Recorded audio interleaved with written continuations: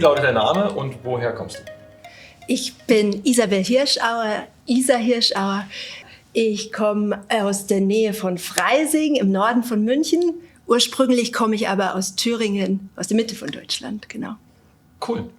Und so, dann gleich die nächste Frage. Was ist denn dein Beruf oder Sport und wann hast du damit angefangen?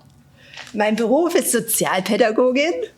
Ich habe soziale Arbeit studiert und in dieser Zeit habe ich direkt angefangen, Hula Hoop zu lernen. Ich habe die Hula Hoops entdeckt und das Training hat mich mega fasziniert. Ich bin da richtig tief eingestiegen und mache das seit 15 Jahren ungefähr, dass ich als Sozialpädagogin auf der einen Seite arbeite und auf der anderen Seite als Trainerin Shows mache, Events mache. Ach, cool. Genau, das ist so meine Arbeit.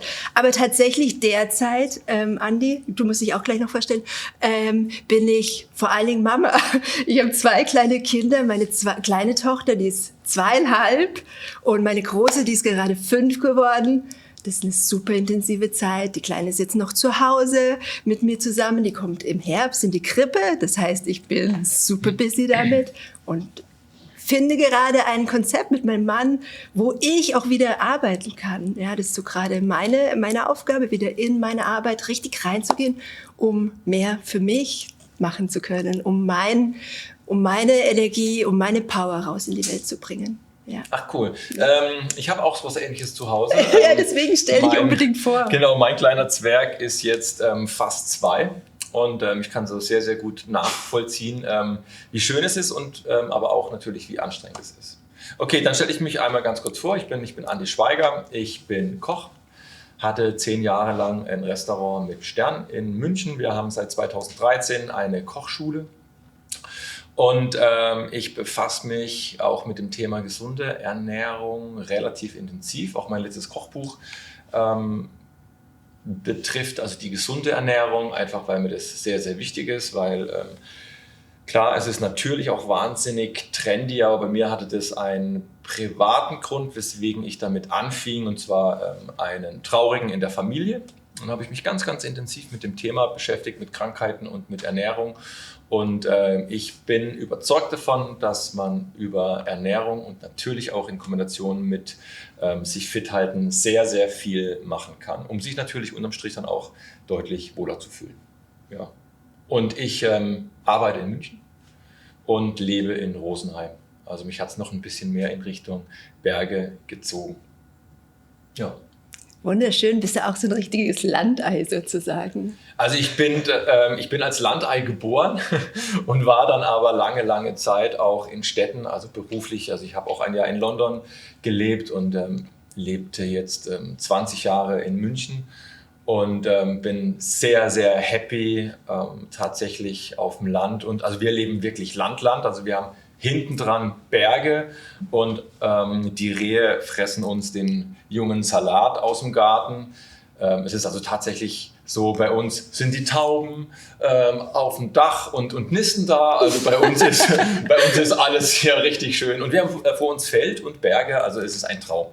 Ich darf es eigentlich überhaupt gar nicht erzählen. Das klingt mega und das klingt so, als ob du von mir sprichst, weil ich habe auch 20 Jahre in München gelebt und wir sind nach dem ersten Lockdown sind wir aufs Land gezogen. Und bei uns ist es auch so ähnlich. Also ich bin ein Landei, dann bin ich in die Stadt gezogen, habe diese Energie und die Vielfalt auch von der Stadt aufgesaugt und jetzt aufs Land wieder zurück sozusagen, ja. Aber aufs Bayerische diesmal, ja genau. Okay, also Freising. Also, genau, in der Nähe von Freising, wohnt auf einem kleinen Dorf. Kirchdorf heißt es, ja. Ganz mini klein. Ach, cool. Auch am Feld, genau. Schön, gell? Ja, mega schön. Das gibt einem so viel Kraft, um da in die Kraft zu kommen. Ja. Also um unsere Arbeit zu tun auch, ja. Ich glaube, das ist auch wichtig. Kommen wir vielleicht später noch hin. Und ich brauche auch unbedingt einen gewissen Ausgleich, weil ich viele, viele Stunden arbeiten muss. Das ist einfach verbandelt mit meinem Beruf. Da kommt man jetzt nicht wirklich so drum rum. Und dann ist für mich ein Vorteil, ich kann aus der Tür rauslaufen und bin in 1 Minute im Wald und kann durch den Wald joggen. In 2-3 Minuten habe ich mit dem Fahrrad einen Feldweg, wo ich hier Gas geben kann. In einer halben Stunde kann ich snowboarden, in einer halben Stunde, nicht mal eine halbe Stunde, kann ich wandern und alles. Also das ist tatsächlich, 25 Minuten ist der Chiemsee weg, kann ich mit dem Sub rauf. Also das ist für uns, es ist ein absoluter Traum. Traumhaft. Also das ist wirklich schön. Wie lange bist du schon mit Live Plus verbandelt? Also wie lange bist du da schon mit am Start? Ja, noch gar nicht so lang. Live Plus und wir haben uns letztes Jahr kennengelernt. Ich wurde letztes Jahr eingeladen, auf dem ersten Wellbeing for Life Festival einen Workshop zu unterrichten oder beziehungsweise 2 Sessions zu unterrichten mit meinen Hula Hoops. Und wir haben letztes Jahr eine Mischung gemacht aus Hula Hoop zu lernen und Hula Hoop Dance gemischt mit ein bisschen Hula Hoop Fitness.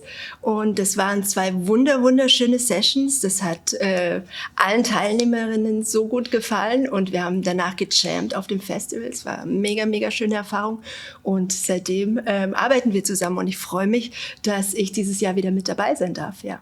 Ach cool. Ja. Wie ist es bei dir? Ich glaube, ich bin schon seit 6, 7 Jahren mit auf den Messen und Events mit dabei, immer als Koch. Und für mich hat mich hat das erste Mal schon so wahnsinnig inspiriert, weil ich durfte mit den Inhaltsstoffen der Produkte und oder mit den Produkten kochen.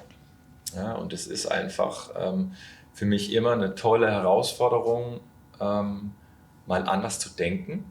Und das war super spannend. Also ich habe dann Sprossen gezogen und alles Mögliche für den Event.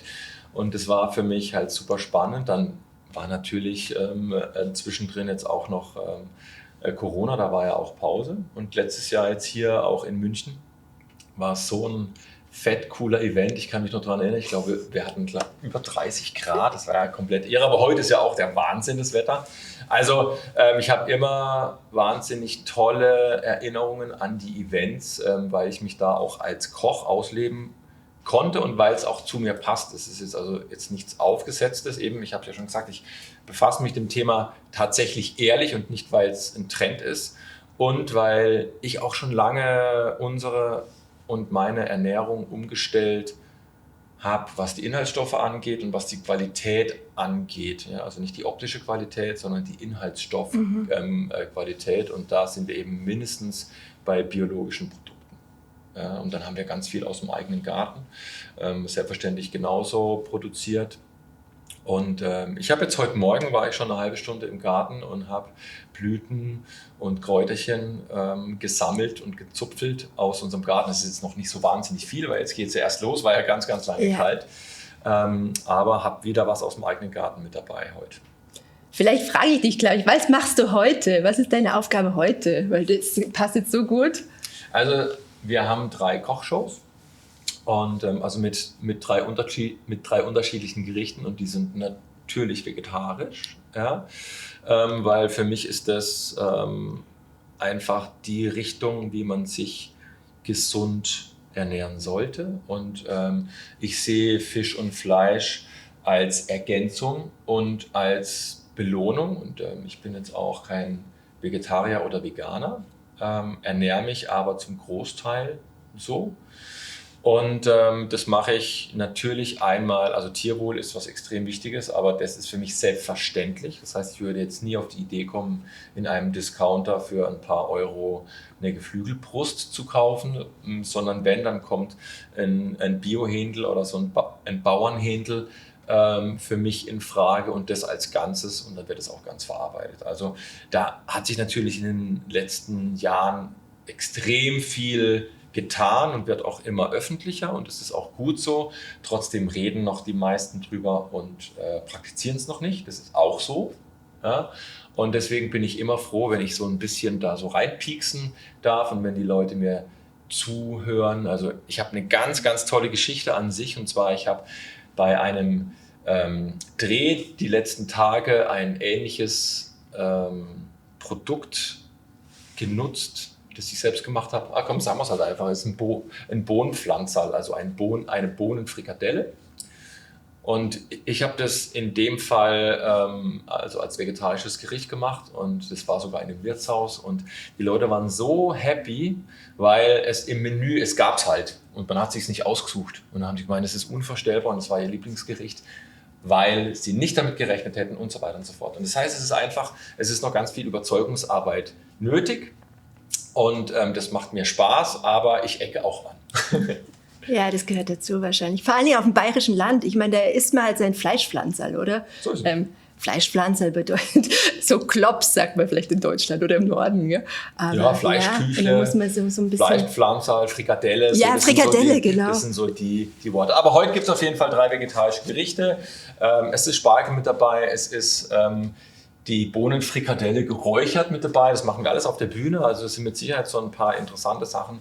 Also mit dabei. Dann gibt es einen Lupinenblini. Ja, also ich mache viel mit Hülsenfrüchte, weil das auch ein Teil meiner Ernährung ist, die ich als gesund empfinde. Das klingt mega. Es klingt so lecker und ich hoffe, ich habe Zeit zwischendurch vorbeizuschauen. Ich würde mich sehr freuen. Sollte ich Zeit haben, du musst mir deine Zeiten geben. Die sage ich dir. Ja. Also ich könnte ein Hula-Hoop-Training gebrauchen. Ja, da kommst du unbedingt vorbei. Ja. Ja. Was sind denn so deine Ziele die nächsten 12 Monate? Was hast du da vor? In welche Richtung geht es bei dir?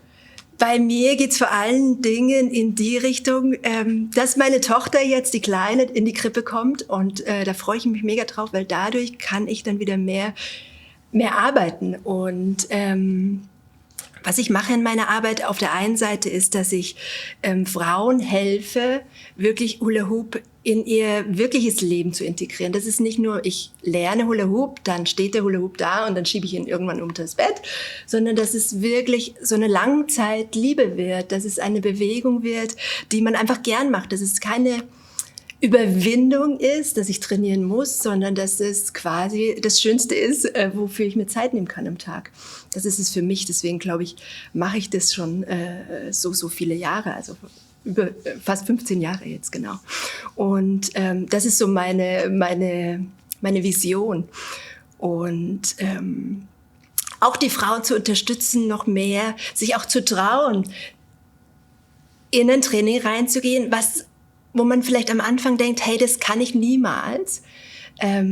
Aber die können es schaffen. Ich habe zum Beispiel ein Training, da lerne ich den Frauen am Körper den Hula Hoop spielen zu lassen, kreisen zu lassen, wandern zu lassen. Das heißt, wir fangen am Bauch an, dann spielen wir den Reifen zur Brust hoch, machen da Armtechniken. Das heißt, wirklich der Oberkörper bewegt den Hula Hoop anstatt der Bauch oder die Hüfte, wie man es so normal kennt. Und dann lerne ich meinen Teilnehmerinnen den Reifen an den Knien zum Beispiel spielen zu lassen. Und die wirklich dabei bleiben, und es sind immer mehr und immer mehr, die lernen auch an einem Bein den Hula Hoop zu spielen und wirklich so fancy Zirkussachen zu machen, wo man niemals denken würde, als normaler Mensch, dass man es kann. Aber es kann jeder lernen, und das ist so bereichernd, weil es einen so von innen heraus so viel Stärke gibt auf einmal, wenn man das spürt, hey, ich kann das wirklich, ja. Wenn ich es schaffe, mich darauf einzulassen, dafür zu trainieren, da meine guten Gefühle wirklich entstehen zu lassen. Und auch wenn die guten Gefühle, sage ich jetzt, aber wenn auch der Frust kommt, und der kommt immer, der kommt bei mir, der kommt bei jedem, und den aber auch sein zu lassen, ja, den sein zu lassen. Wenn wir das schaffen, dann dran zu bleiben, dann ist es wirklich so High Level, dann macht es so einen Boost für die eigene Energie. Ja, das liebe ich so sehr. Machst du das eigentlich auch mit Musik? Also gibt es so ein Lieblingslied, Lieblingssong, den du zum Wohlfühlen brauchst, oder gibt es da unterschiedliche Stimmungen? Wie ist es da bei dir? Ja, das gibt es definitiv. Musik macht halt ganz, ganz, ganz, ganz viel, und mein Forever-Lieblingslied ist Over the Rainbow. Das kennst du, oder? Das kennt jeder. Ja, also Original oder? Das Original, ja. Somewhere over the Rainbow. Das ist so, das geht so voll ins Herz rein. Das ist vielleicht kein Song, mit dem ich sofort anfangen würde zu trainieren, aber wenn ich down wäre, dann würde ich mir den anhören, um meine Energie wieder hochzuheben. Das ist so eins, was reingeht. Aber ansonsten, was Musik angeht, wirklich Musik, die Groove, den guten Beat hat. Ich liebe Reggae, ich liebe aber auch Pop, was so kommt. Vielleicht, ja, genau, einen guten Beat. Und was ich sagen wollte noch gerne, was meine Vision ist, was ich auch mache, ich helfe Frauen und Trainerinnen, Lehrerinnen, auch selber Hula Hoop in ihre Arbeit zu integrieren. Das mache ich schon seit vielen Jahren. Jetzt gerade mache ich es online, weil das gerade der Weg ist, wie ich arbeiten kann.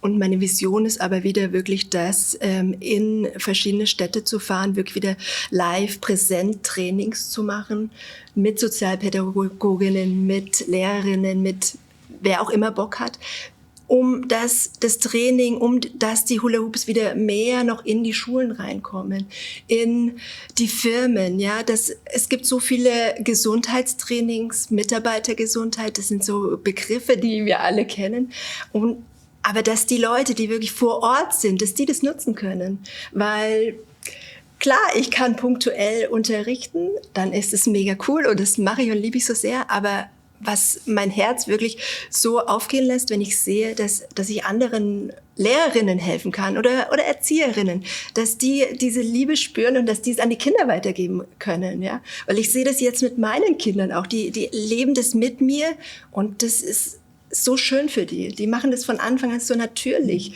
und wie viel Spaß man da haben kann, ja, und ja. Soll noch mehr raus in die Welt, wirklich mit dem Hula Hoop zu tanzen und wirklich da schöne Bewegungserfahrungen machen zu können. Ja. Ich kann es wahnsinnig gut nachvollziehen, weil ich habe auch meinen Lieblingssport und ich sehne mich dahin, es häufiger zu machen. Und das ist ja eigentlich das Allerbeste, was einem passieren kann, wenn man an sich nicht zum Sport zwingen muss, sondern sich eigentlich nach der Zeit sehnt, die man in der heutigen Zeit einfach selten findet. Das ist halt so. Ja, also mir geht es zumindest so. Und ich sehne mich dahin und das ist eigentlich was Positives, finde ich. Ja, und ja, so ist das. Du, Life Plus hat ganz, ganz viele Produkte. Gibt es da ein Lieblingsrezept oder gibt es da irgendein Produkt, wo du sagst so, I love it und ich will es in die Welt rausschreien? Ja, auf jeden Fall.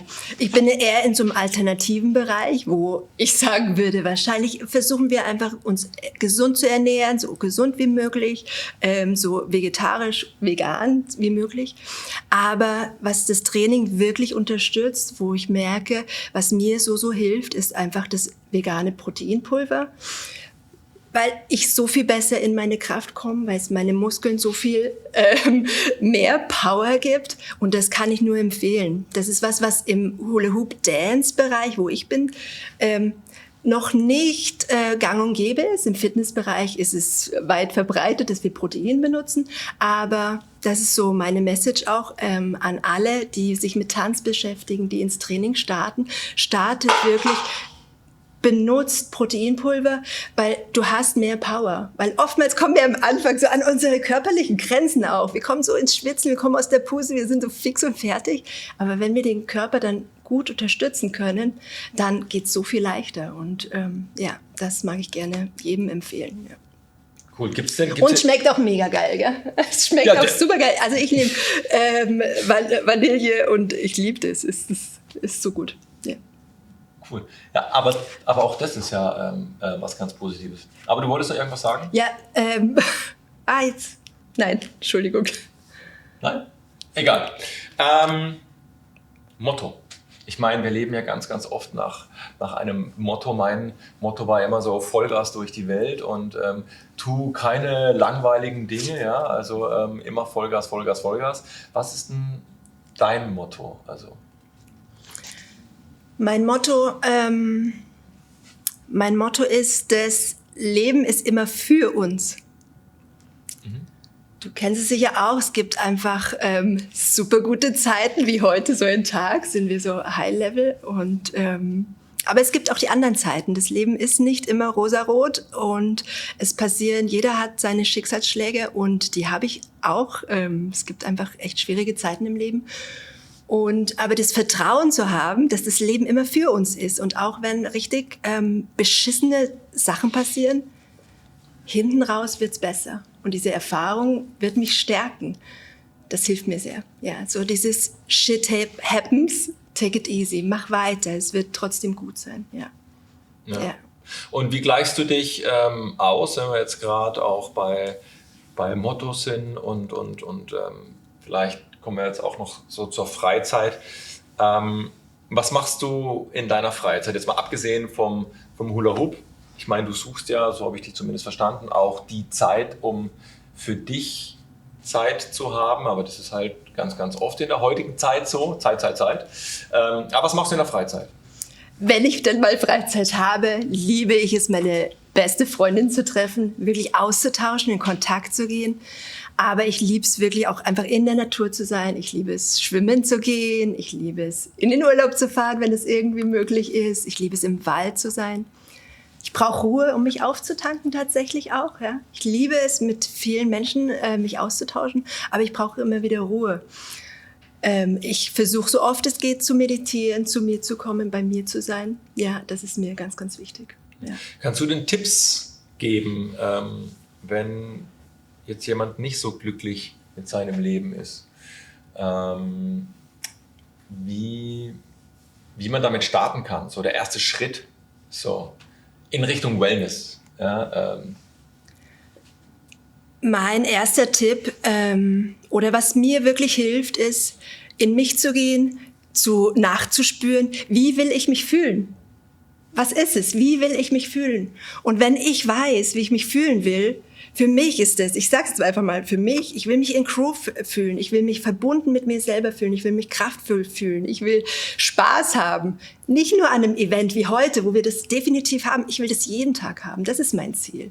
Ja, auch in den schwierigen Momenten. Und wenn du das hast, wie willst du dich fühlen?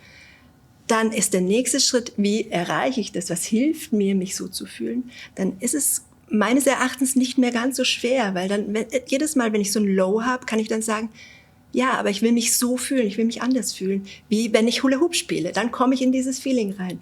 Oder ich muss schauen, ich habe mich die letzten Tage zu schlecht ernährt. Ich muss wieder schauen, dass ich mich besser ernähre, dass ich mich wieder besser fühle. Ich muss mehr schlafen. Wie ernährst du dich denn schlecht? Also was passiert dann? Raus mit der Sprache. Ich will es wissen. Ja, klar. Ich mache es übrigens auch ab und zu mal. Ja, bei uns gibt es manchmal 2-3 Tage Nudeln, weil ich keine Kraft habe, mich in die Küche zu stellen, jeden Tag 1 Stunde, ja, sage ich ganz ehrlich. Und weil ich dann diese 2 kleinen Kinder habe, ich koche was Cooles und dann essen die das nicht. Das nervt schon manchmal, aber das ist halt so eine Phase. Ja, aber es gibt ja ganz tolle, es gibt zum Beispiel also Linsenpasta, es gibt Vollkornnudeln. Ich möchte es nicht verteufeln. Ich möchte das Gericht nicht verteufeln. Sehr, sehr gut, ja, dass du das nochmal sagst. Das sollte ich noch mal besser probieren. Ja. Also wirklich, meine ich absolut ernst. Also ich bin nämlich ein Pasta-Lover, also definitiv. Und ich esse das auch gerne und häufig. Und es ist nichts Negatives. Und es kommt auf das Topping drauf an. Da kann man ja ganz, ganz toll mit viel Gemüse arbeiten. Und wenn du dann Linsennudeln mit viel Gemüse on top hast, ich würde mal sagen, da bist du nicht verkehrt. Also das zähle ich nicht als ungesundes Essen. Da ernähre ich mich eher mal hin und wieder mal nicht ganz so gesund, denn meine Schwäche sind süße Speisen. Tatsächlich. Meine auch. Ich liebe Süßigkeiten. Und da muss man tatsächlich aufpassen. Und ich passe auch auf. Und es ist für mich auch eher eine Belohnung. Also ich ernähre mich nicht davon. Aber meine Frau ist Konditorin. Was soll ich dazu sagen? Das klingt mega. Was soll ich dazu sagen? Aber jetzt sind wir ja gerade wieder mal bei dem Thema Ernährung. Und welches Life Plus Produkt hast du immer im Schrank? Oder willst du immer im Schrank haben? Ja, nennen wir es mal so. Die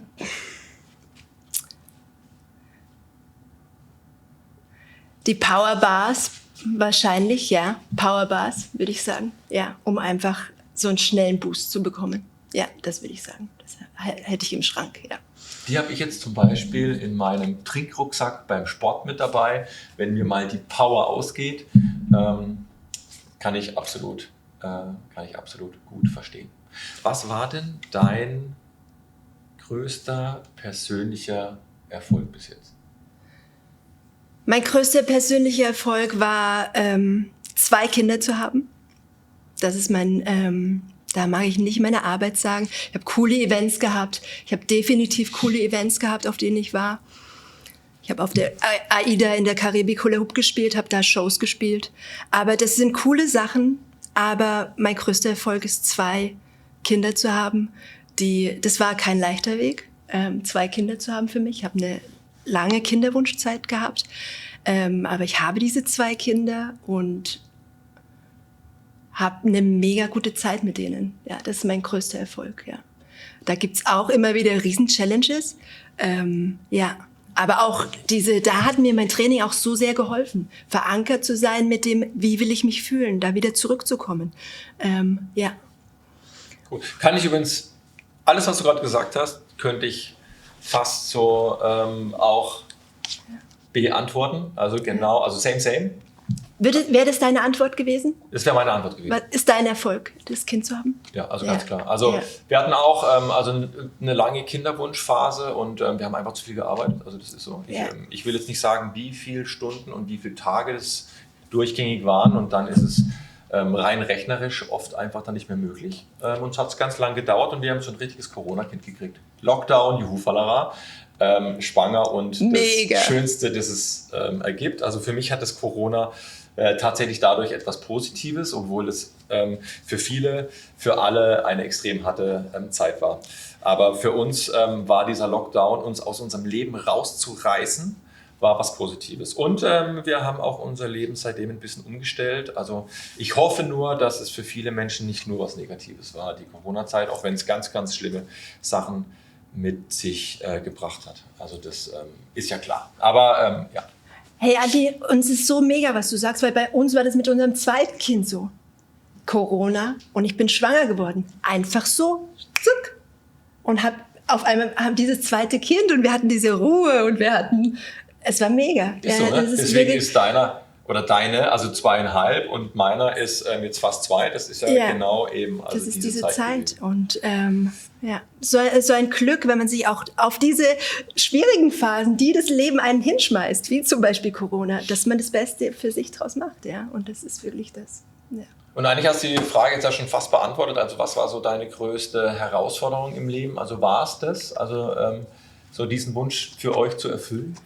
Das war schon das war eine riesengroße Challenge. Ja. Vor allen Dingen, weil in meinem Leben tatsächlich, weil ich oft so war, ich will was, ich mache alles dafür und dann kriege ich das, dann habe ich das, dann erreiche ich meine Ziele. Und wenn es dann aber länger dauert, wenn es Sachen sind, es gibt einfach Dinge im Leben, die kann man nicht beeinflussen, da muss man noch mehr loslassen. Dann, es ist schwierig. Ich bin auch eher ein ungeduldiger Mensch, auch so unsere Zeit des Lebens, glaube ich, ja, dass wir alles schnell wollen, wir haben alles zu schnell verfügbar und es ist eine Riesen-Challenge.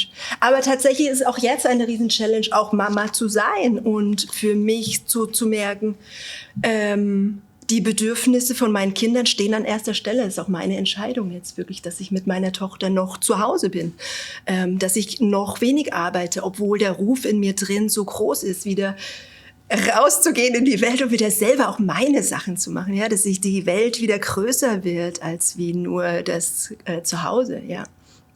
Ja, genau. Ja. Was ist deine Challenge, Andi? Was ist deine größte Challenge?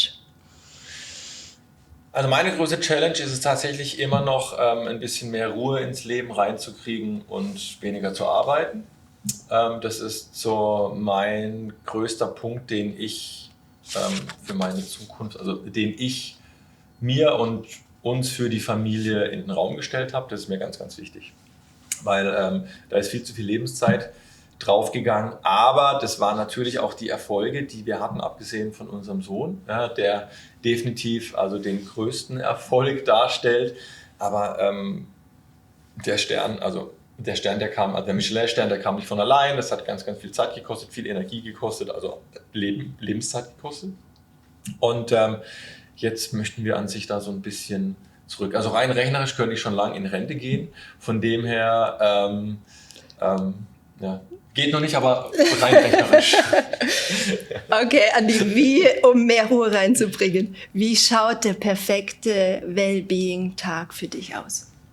Also tatsächlich mit meiner Family in der Natur zu sein und das kann auf einem Berg sein, das kann beim Wandern sein, beim Snowboarden oder Skifahren, das kann aber auch auf dem Sub auf einem tollen See sein oder auf dem Meer, das kann beim Spazierengehen sein, kann auch ein bisschen sportlicher sein, mit dem Fahrrad unterwegs zu sein. Also das ist jetzt schon sehr familienbezogen, klar, aber das ist eben jetzt auch gerade noch so extrem. Also du kannst definitiv nachvollziehen und jeder, der Kinder hat, und es ist gerade so eine extrem schöne Zeit. Und er ist da voll mit dabei und macht jeden Blödsinn mit. Also so ist es. Für mich ist tatsächlich so, dass im Gegensatz zu dir für mich mein Ausgleich sehr actionreich sein muss, um mich aus meinem verrückten Leben rauszureißen. Das heißt, ich habe immer so Sachen, die mich komplett die Welt um mich herum vergessen lassen. Also höchste Konzentration auf das, was ich mache. Zum Beispiel mit dem Fahrrad in einem Bikepark zum Beispiel. Was bedeutet Bikepark? Also Bikepark, du strampelst mit dem Fahrrad einen Berg hoch und fährst dann einen Parcours mit Sprüngen und mit Kurven dann den Berg wieder ins Tal. Und das ist relativ schnell, musst dich sehr konzentrieren, weil du auch springst und da darf nichts passieren. Und deswegen ist man so hoch konzentriert. Aber ich betreibe auch den Enduro-Sport und das ist dann in den Ländern, wo es erlaubt ist, in der Natur. Und das ist mein größtes, also diese sportliche Herausforderung in der Natur macht mir am meisten Spaß. Und das aber auch nur, wenn es immer an die Grenzen geht und nicht komplett fordert, also körperlich und geistig. Und dann bin ich entspannt und dann macht es mir richtig viel Spaß. Boah, es klingt mega. Ich sage immer aus Spaß, mir macht die Sportarten mit Helm machen mir am meisten Spaß und mit Helm. Und da ist ganz viel dran. Ja. Hast du einen Tipp für diejenigen, die zuhören, die vielleicht gerade in nicht so einer guten Phase sind? Wie können die Zuhörer ihr Wellbeing ins Leben integrieren? Was würdest du empfehlen? Wie kann man gut starten? Für mich ist es so, dass Sport mich in vielen Bereichen anschiebt. Und gerade wenn es zwickt, also gerade wenn schon irgendwo mal was ein bisschen Schmerzen bereitet, dann gerade erst recht. Jetzt nichts Ungesundes, den Körper nicht weiter kaputt machen, vielleicht sogar mit Hilfe, aber es ist eben ganz, ganz oft so, wenn man bewusst und sinnvoll Sport macht, dann ist es so der erste Schritt, um den Kopf frei zu kriegen. Je nachdem, für manche ist es vielleicht dann zur Ruhe zu kommen, auch während der Sport, also Yoga zum Beispiel, ist mit Sicherheit ein extrem sinnvoller Sport, der würde auch mir gut tun. Soweit bin ich noch nicht. Also ich brauche wahrscheinlich noch 5 bis 10 Jahre, um mich so fallen lassen zu können, weil ich brauche noch die Action. Für mich ist das Ruhigste an Sport momentan das SUP. Also eher große Szenen, weit, also nicht mit 100 Leuten an einem Platz, sondern wirklich für uns im Chiemsee lange Zeit auf dem Wasser, auch rausfahren und dann nichts haben, nicht reden müssen. Ja, ist manchmal auch gut. Also ich muss extrem viel reden mit und in meinem Beruf als Koch, ja, also in der Kochschule, Events, Dreharbeiten, das ist ganz, ganz viel immer mit Reden und das ist auch sehr anstrengend, auch wenn man das nicht glaubt, bla bla bla. Nebenher kochen ist anstrengend. Absolut. Ja. Und deswegen ist eine Art von Ruhe, nicht reden zu müssen, auch etwas. Aber du hast ja eigentlich was ganz anderes gefragt. Also für mich ist der Anfang ist immer hart. Ja, man muss sich, also der innere Schweinehund ist ein gemeiner Mistköter. Ja. Und den muss man überwinden. Und wenn man etwas findet, das einem Spaß macht und mich begeistert ist mit einem Hula-Hoop, ich hätte nicht mal dran gedacht. Ja? Und allein das finde ich jetzt schon also toll. Oder wenn man gern hüpft, dann Trampolin ist so ein toller Sport für den ganzen Körper, ganz egal. Ja. Und ich kann noch was sagen. Ich habe eine Zeit lang CrossFit gemacht, um mich auf eine lange Enduro-Tour vorzubereiten. Einfach damit ich noch fitter werde. Und was ich ganz toll fand, dass in jedem Alter und auch in jeder Körperfülle die Leute mitgemacht hat. Und jetzt meint man, ich bin so super, super sportlich. Also ich bin wahrscheinlich sportlich, aber ich bin auch nicht super sportlich. Ja? Und ich fand es echt gut, dass die Leute sich trauen. Geht's rein. Natürlich gibt es immer die jeden Tag Sport machen und super durchtrainiert sind. Die sehe ich auch. Denk Ich auch sehe so. die auch, ich bin das auch nicht. Gell? Aber mein Leben ist oder war bis jetzt die Arbeit, jetzt kam das Kind dazu und ich mache immer mehr sinnvolle Sachen, auch das. Ne? Also ich bin jetzt nicht seit 30 Jahren der super gesund ernährt, sondern im Gegenteil. Ich habe oft 16, 18 Stunden gearbeitet, mich schlecht ernährt, weil man keine Zeit hat oder hatte. Und mal einen Tag einfach nichts gegessen, was mit Sicherheit nicht besonders sinnvoll ist. Einfach, weil man keine Zeit hat oder so gestresst ist, dass man keinen Hunger hat. Und das sind Sachen, passt auf euch auf, alle da draußen. Es ist nämlich ganz wichtig, wir haben nur einen Körper. Und das ist so mein Tipp, fangt einfach an und habt keine Angst. Oder fangt vielleicht an, das online zu machen. Ne? Wenn ihr euch in eurem Körper noch nicht so wohl fühlt, dann macht es halt online. Ja. Sucht euch was Gutes, fangt an das mache ich ab und zu, ja, ich darf es fast nicht verraten, ich mache ab und zu so Rücken-Yoga, das mache ich online. Ja, Ja, und super. ob das jetzt 100% richtig ist, aber ich mache es vorsichtig, ich mache es langsam und es tut mir gut. Es ist selten, aber es tut mir gut. Und ich würde jetzt auch nicht zum Yoga gehen, mich mit 10 Leuten da hinstellen, einfach weil ich mich vielleicht auch noch unwohl fühlen würde, weil ich vielleicht nicht beweglich genug bin und dann denke, oh, was denken die anderen? Also ich bin auch so, ja, und Ja. von dem her, es gibt verschiedene Möglichkeiten. Und ja, es gibt verschiedene Möglichkeiten und es ist auch so ein Geschenk unserer Zeit. Wir haben so viele Ressourcen und es ist einfach so cool, wenn man die nutzt und dass da jeder so seinen Weg finden kann.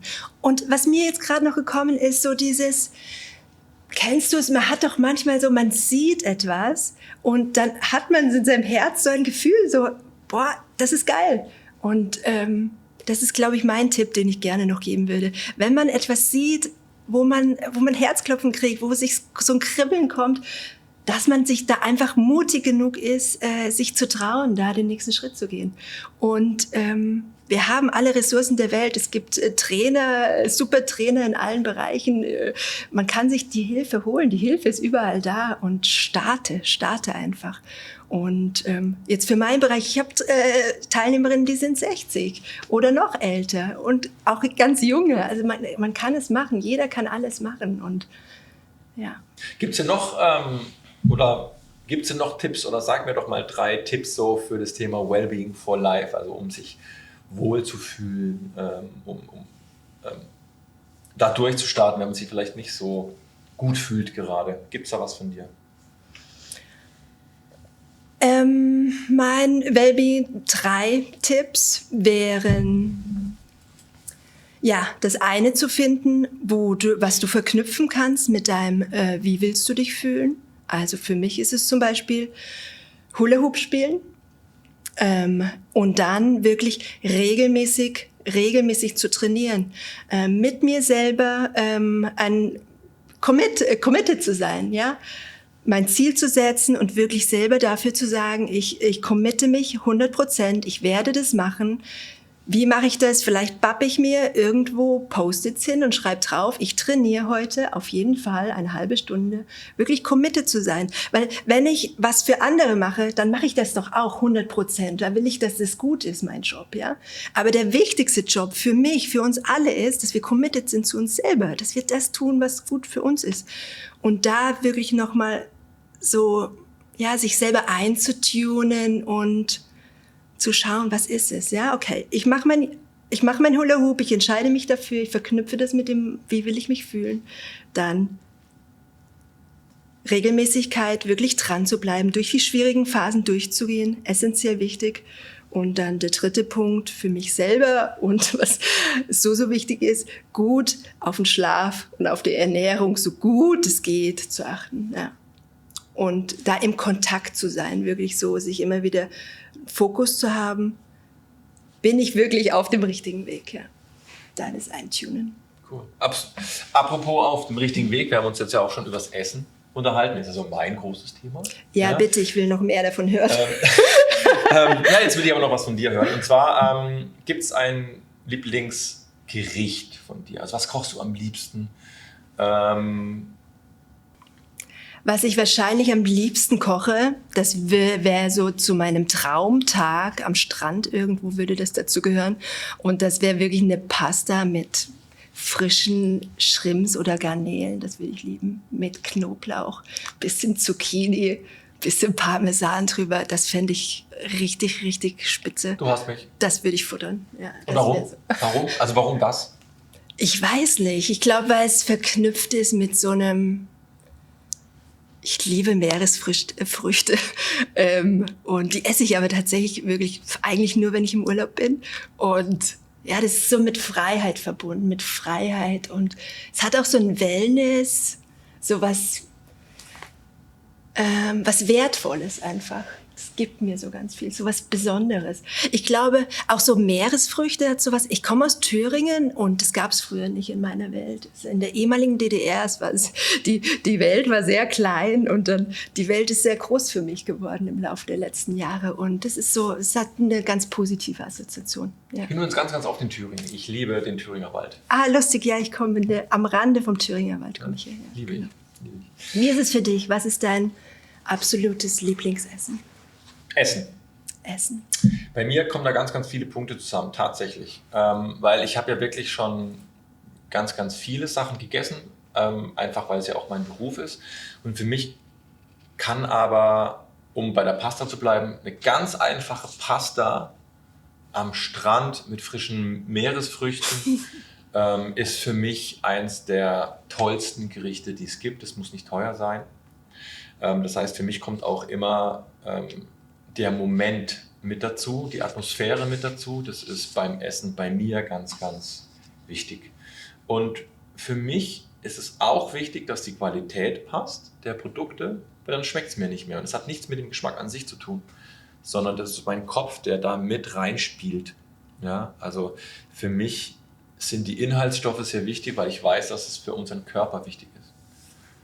Und also da spielt natürlich auch, also das spielt auch noch mit.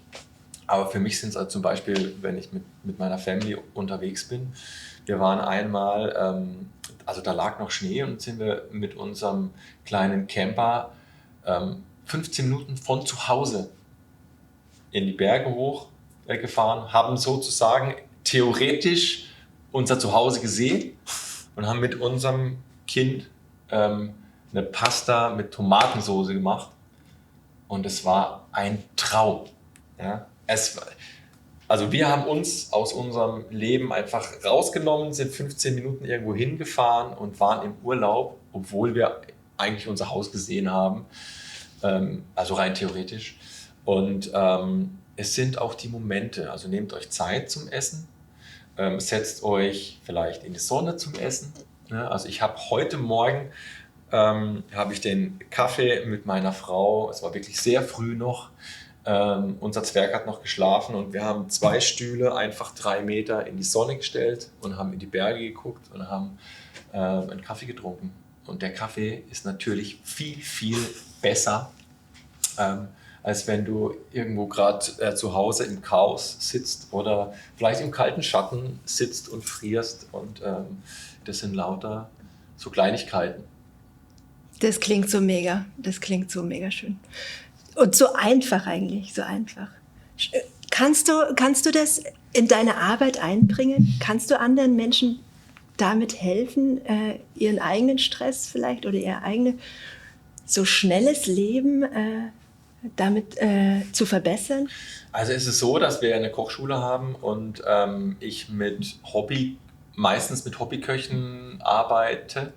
Und die nehmen sich extrem viel Zeit fürs Kochen. Das heißt, da ist das Kochen der Ausgleich für sie. Und schnell kochen ist schwierig. Also gut, schnell kochen ist schwierig. Also wenn du mich fragen würdest, was ist für dich schnelle Küche, dann sage ich 30 Minuten mindestens. Mhm. So, 30 Minuten. Wir haben 3 Mahlzeiten am Tag.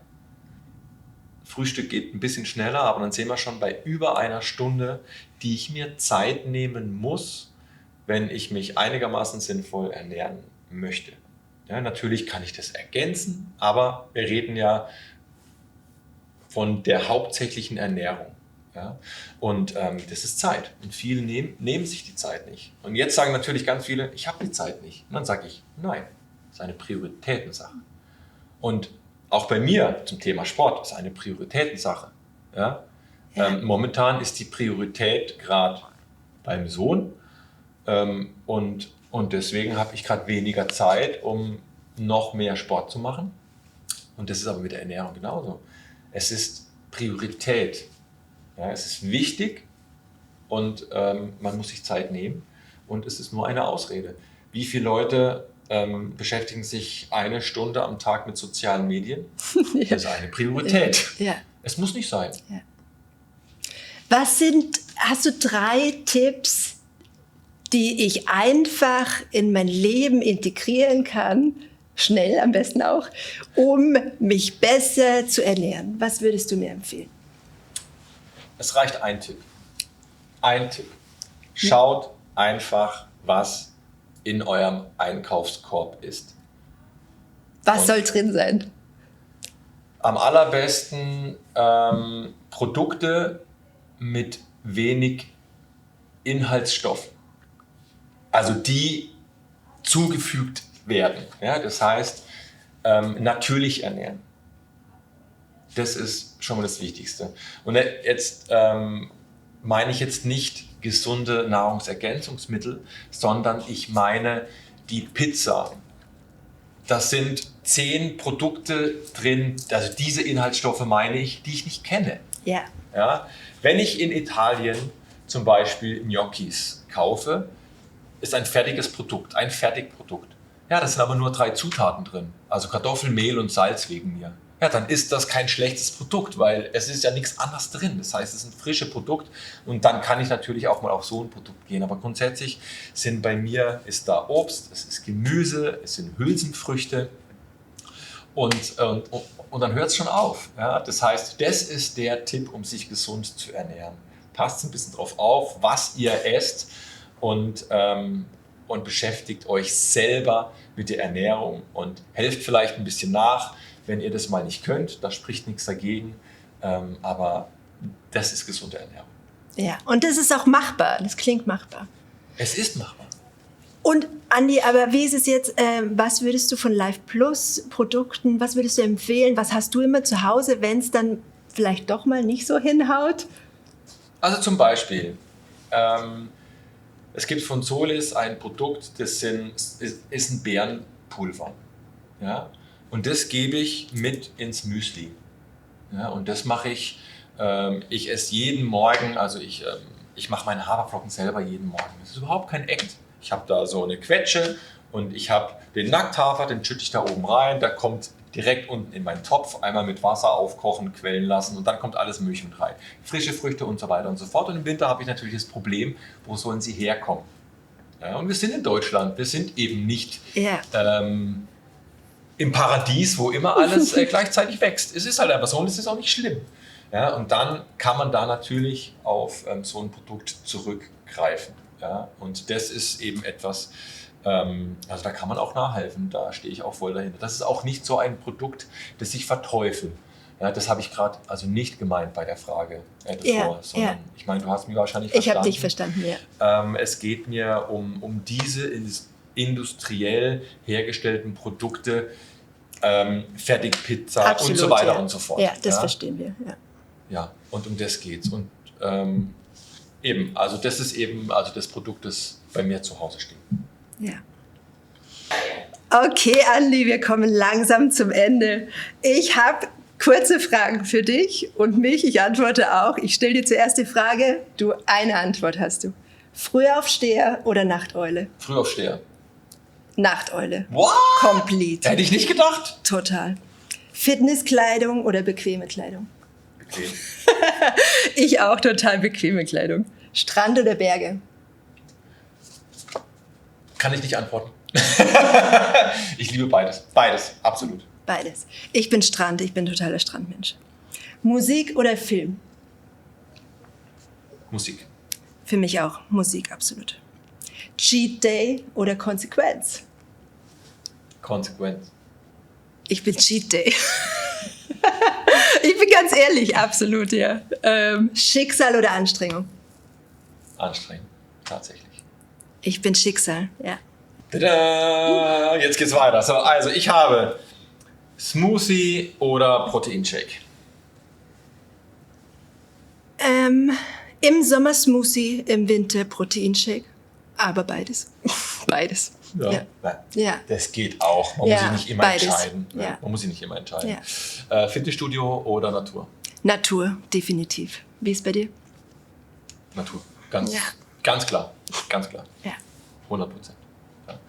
Ja. Frage vergessen. Süß oder herzhaft, hast du eigentlich schon beantwortet. Süß, definitiv süß. Achso, ich muss ja auch mit beantworten. Ja, Gell? Achso, ja. Süß haben wir ja schon beantwortet. Ja. Und bei mir ist Smoothie oder Proteinshake geht auch tatsächlich eher in Richtung Smoothie, weil ich muss jetzt auch noch nachantworten. So, aber es geht weiter. Und zwar mit Bein- oder Bauchtag, wenn mal im Fitnessstudio. Bein, auf jeden Fall. Auf jeden Fall Beintag. Gewicht oder Cardio? Cardio. Würde ich auch sagen. Ja. Also ganz klar. Und ich würde auch, also Bauch oder Bein.